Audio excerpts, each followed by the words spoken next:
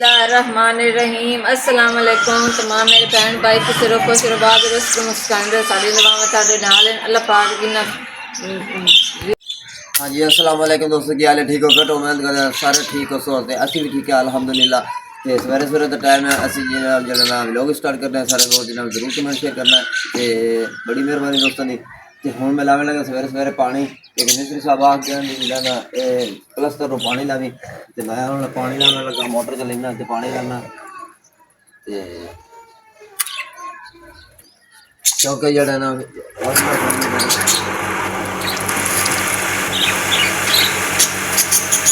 प्लस्तर जो ना फिर पक्का हो जाए मेरा पानी लावन लादा नहीं है फिर ना चापन पटींदे तो फिर एक बार मैं पानी मिस्त्री पानी ला गया जी। हाँ जी, तो माशाल्लाह काम जरा ना अच्छा हो गया, काम हूँ बंद करता अज। तो हूँ इस तो बाद लावे जरा ना करा कोई अल्लाह तौफीक दी तो जरूर कुछ करा। तो हूँ जरा ने ईद आ गई नज़दीक, तो ना फैजान लगना टोक रहे हैं सोहेल, तो जरा फैजान लगना टोक रहे हैं। तो इन्हों की माँ जरा नाग बाल रही है बेगम साहब जरा ना जी तो मैं चाह रखन लगी बच्चों वास्ते नाश्ता सोहेल ताज़ा बना के देना होंदा है। ते जेड़ा अज काम जेड़ा ना खत्म हो गया कल, ते जेड़ा हुण जेड़ा बाकी जेड़ा बच्चों वास्ते हुण ईद वगैरह बस अज ला दिहाड़ी ते जासी। ते जेड़ा ना कोई बच्चों दी ईद वगैरह बनाई ते अज जेड़ियां चुकाठ कल बना छड़ियां सुना प्लस्तर काट छड़ियां सु। तो अज भी सुक जैसे पानी वगैरह लावांगे। तो बाकी जेड़ा मेन दरवाजा जेड़ा वड्डा ना साडा कमरा उन्नू जेड़ा ना ए लावना दरवाजा, ते जेड़ा उंदा पाट के ना किचन च लावांगे इंशाल्लाह। ते फिर जेड़ा ना ईद तो बाद ही कुछ करांगे अगर हो सके। हाँ जी, तो मैं हुण बच्चे नाश्ता करा दिता। तो हुण मैं जेड़ा अंदर बिस्तर कुंजन लगी हाँ। तो अज मारिया होरी गए ने ते स्कूले पेपर उन्हां दे हो गए। तो अज रिजल्ट बोलने ने, अल्लाह खैर करेगा उन्हां दे चंगे चंगे आ जावे। क्योंकि पिछली बारी भी मारिया चौथी रह गई, तो सिर्फ फिर जेड़ा पंजवीं होना इसू अल्लाह पाक नूं कामयाब दे। ते बाकी हुण मैं जेड़ा ना बिस्तर कोई के फिर जेड़ा झाड़ू वगैरह देवांगी। तो कल जेड़ा ना मिट्टी सटावांगी, सटा के बाद स्यान लिमांगी, स्यान लिम के ना ते फिर जेड़ा ना सफाई वगैरह जेड़ा करांगी। बड़ा घट्टा पाए गया जेड़ा ना ये मोड़ सफाई ईद तक मसे मेरा काम मुकना है सारा। जी तो मैं जेड़ा बिस्तर कोंज लिया तो कोंज के आ जेड़ी ना हुण मेरी हाल बाहर ही रहेगी बर्तनां वाली। क्योंकि फिर जेड़ा किचन दे जेड़ा बर्तन होंदे ना सगले वगैरह बाल्टियां वगैरह छोटे भांडे बर्तन डब्बे वगैरह जेड़े ना मसाले वाले ये सारे कुछ इत्थे रखीदा। ते हुण ये रह गया है, अल्लाह करेगा। तो हुण ज़हीरबास नूं मैं पहले आखी मैनूं उधरों काम करा दे, प्रशस्ती वगैरह बनानी आ जेड़ी ना उत्ते बर्तन टंगण वाली होंदी वो भी मेरी बनावन वाली रहिंदी। ते ये तां थल्ला ही जेड़ा ना सारा पट्टिया पे पानी नाल उबड़ वग गए ने, ये भी सारा गोल होया पिया। ते मैं कि पहले मैनूं अंदरों काम करा दे, ज़हीरबास ने आख्या मैं बाहर प्लस्तर जेड़ा ना बाहर कराना। ते गेट मेन जो बड़ी मुथाजी है वो बनवाई सू। ते चलो कोई नहीं, वो भी काम करना है, वो भी हो गया। ते फिर जेड़ा हुण मैनूं आंदा पे मैं कुर्बानी ते ना तेन पहले जेड़ा ना कमरा जेड़ा प्लस्तर भी ये भी करवा देवांगे, प्रशस्ती बनवा देंगे, थल्ला ही पक्का करा दे सा।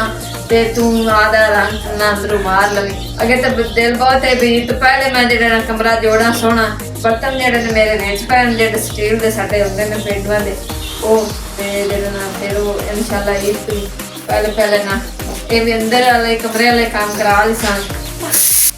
हाँ जी, तो इतना थोड़ा जहा बच गया हाँ। तो ये कटना इतने गुण रखा दिता, फिर वो तराई वगैरह पानी ना चौतरे तो पानी आना इतने रखा दिता।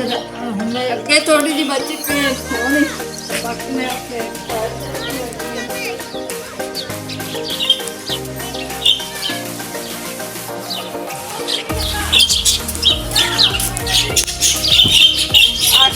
बची आई ये भी तो हुण बची वो भी जेड़ा ना फिर और रेड़े दो सटवा लिया ना। ते फिर ये भी पई है तो वो भी चाह के कट्ठी रख दिन्ने ते लड़ना दित्ती ना। ते बाकी जेड़ी दीवारां छोटी छोटी बनाइयां ने वो भी प्लस्तर होण वाली रहिंदियां ने।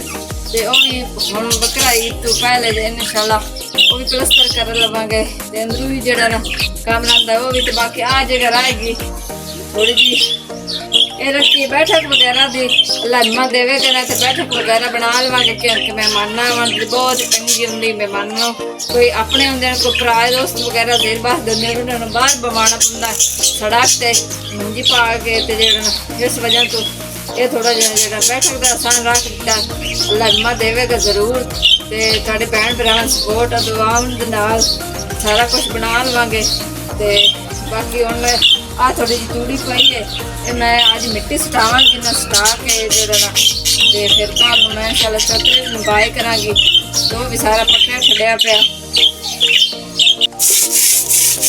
ਹਾਂਜੀ ਤੇ ਮੈਂ ਜਿਹੜਾ ਨਾ ਮੰਜਾ ਧੋ ਰਹੀ ਹਾਂ ਇਹ ਪੱਟੀ ਵਾਲਾ ਬਣਿਆ ਹੋਇਆ ਸੂਤਰ ਦੀ ਪੱਟੀ ਨਾਲ ਬਣਿਆ ਹੋਇਆ ਤੇ ਇਹ ਜਿਹੜਾ ਨਾ ਮੈਲਾ ਹੋਇਆ ਪਿਆ ਤੇ ਮੈਂ ਕਿਹਾ ਚਲ ਅੱਜ ਧੋ ਲਵਾਂ ਤੇ ਫਿਰ ਜਿਹੜਾ ਕੱਲ ਬਾਈ ਸਤਰੇ ਦੀ ਕਰ ਲਿੱਤਾ ਇਹਨਾਂ ਹੁਣ ਮੈਂ ਧੋਣ ਲੱਗੀ ਹਾਂ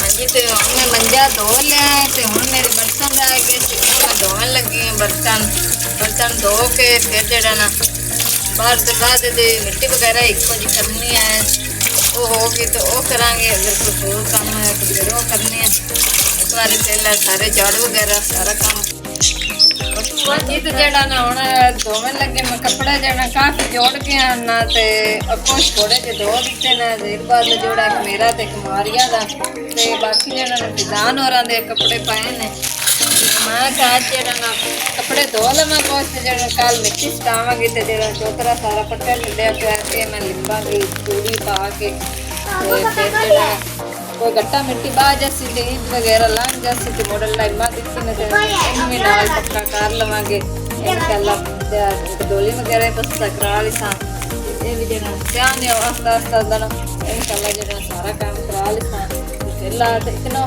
ਜਿਹੜਾ ਪਲਸਤਰ ਹੋ ਗਿਆ ਤੇ ਅੱਜ ਜਿਹੜਾ ਕੰਮ ਰੁਕ ਗਿਆ ਤੇ ਹੁਣ ਹਾਂਜੀ ਤੇ ਮੈਂ ਹੁਣ ਸਾਲਣ ਬਣਾਉਣ ਲੱਗੀ ਸ਼ਾਮ ਦੇ ਖਾਣੇ ਦੀ ਤਿਆਰੀ ਕਰ ਰਹੀ ਹਾਂ ਤੇ ਜਿਹੜਾ ਮਸਾਲੇ ਨੂੰ ਤੜਕਾ ਆ ਗਿਆ ਤੇ ਅੱਜ ਆਲੂ ਅੰਡਾ ਬਣਾਉਣ ਲੱਗੇ ਹਾਂ ਅੱਜ ਸਵੇਰ ਦੀ ਫਰਮਾਇਸ਼ ਹੈ ਵੀ ਆਲੂ ਅੰਡਾ ਬਣਾਉਣਾ ਤੇ ਆਲੂ ਅੰਡਾ ਅੱਜ ਬਣਾ ਰਹੇ ਹਾਂ ਤੇ ਬਾਕੀ ਜਿਹੜੇ ਨੇ ਬੱਚੇ ਮਸਜਿਦ ਗਏ ਹੋਏ ਨੇ ਰਾਣੇ ਪਾਕ ਪੜੇ ਮਾਰੀਆ ਤੇ ਸਵੇਰ ਜਿਹੜਾ ਮੇਰੇ ਕੋਲ ਬੈਠਾ ਸਾਲਣ ਪਕਵਾ ਰਿਹਾ ਤੇ ਹੈ ਤੇ ਜਿਹੜਾ ਨਾ ਹੁਣ ਜਿਹੜਾ ਨਾ ਗਰਮੀ ਬਣ ਰਹੀ ਹੈ ਨਾ ਧੂਆਂ ਅੰਦਰੋਂ ਨਹੀਂ ਨਿਕਲਦਾ ਤੇ ਜਿਹੜਾ ਨਾ ਕੱਲ ਇਨਸ਼ਾਅੱਲਾ ਕਦੀ ਬਾਹਰ ਚੁੱਲ੍ਹਾ ਬਣਾਵਾਂਗੀ ਤੇ ਉੱਥੇ ਨਾ ਬਾਹਰ